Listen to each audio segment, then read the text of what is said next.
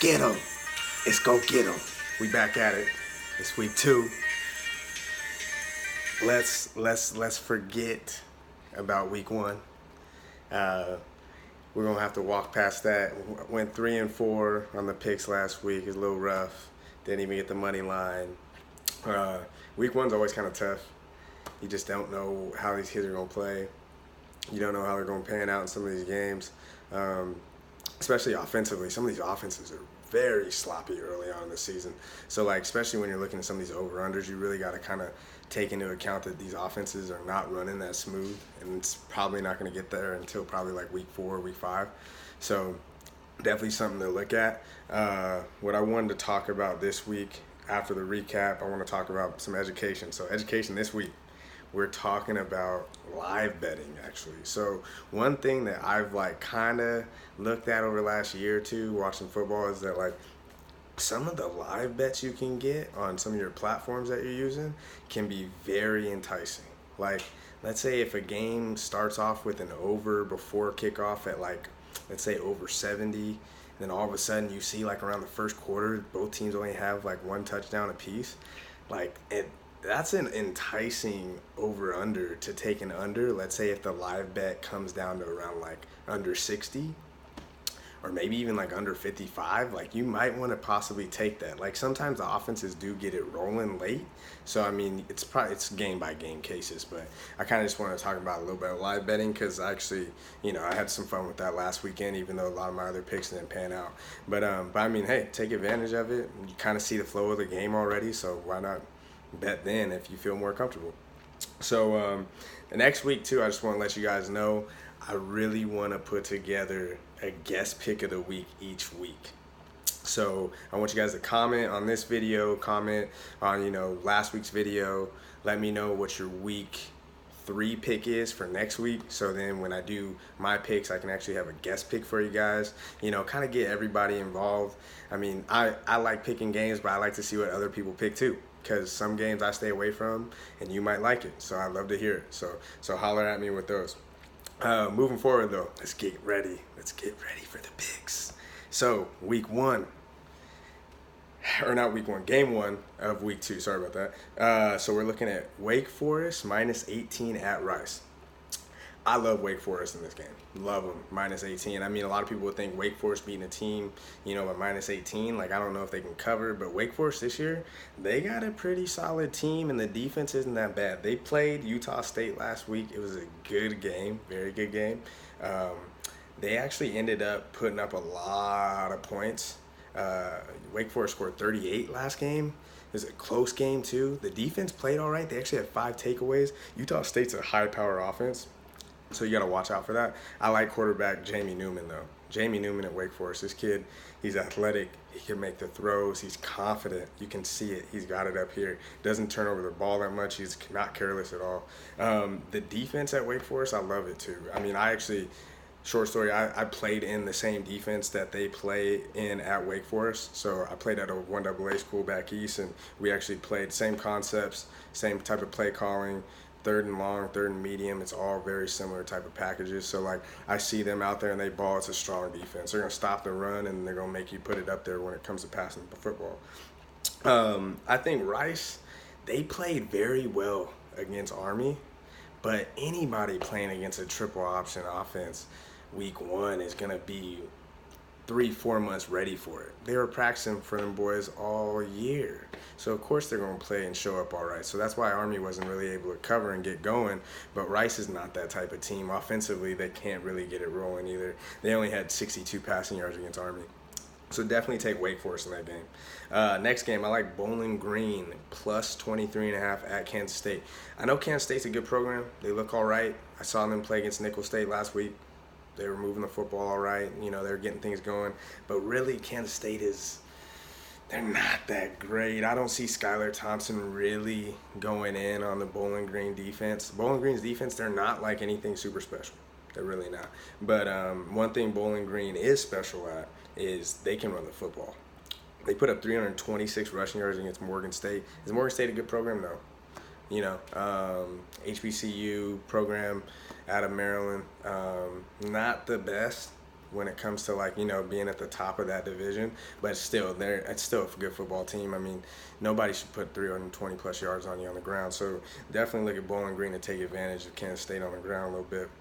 I also like quarterback Darius Wade up there at Bowling Green. I think he's special. I'm not saying at all that Bowling Green's going to pull off the upset. Definitely not in Manhattan. But what they will be able to do is that they will be able to compete in this football game early. Look for halftime to be very close, if not tied. So I like Bowling Green in this game. Illinois minus 20.5 at UConn for game 3. I like Illinois a lot right now. I thought they played a lot better last week against Akron than I could have guessed for. Lovie Smith's turned around that program. He's getting in some good players, some good coaches. The recruiting, you can kind of see it going. Jason Peters, he looked pretty good. I mean, we saw what he did in Michigan. I mean, was he fantastic in Michigan? No. But once he transferred over to Illinois, it looks like he's kind of getting used to the offense. Especially after being a spectator last year. So I see Jason Peters like really doing well against UConn. UConn's not a good football team. They just played Wagner, and Wagner almost beat them boys. It was 24-21. UConn barely pulled it out. Basically, and they're bad on third down. Like, against Wagner, they should be at least around 70% on third down. They were below 50% on third down against Wagner. I just don't see them being able to compete against a Lovie Smith defense the way that you would think they would be able to. So I definitely like Illinois minus 20.5. I necessarily don't think you need to buy the point. But if you feel like 20's better than, thinking they're going to beat them by 21, go for it. But I'm not going to buy the point in this one. Game 4.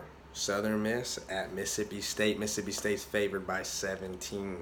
A lot of people don't like Mississippi State when it comes to covering, especially here.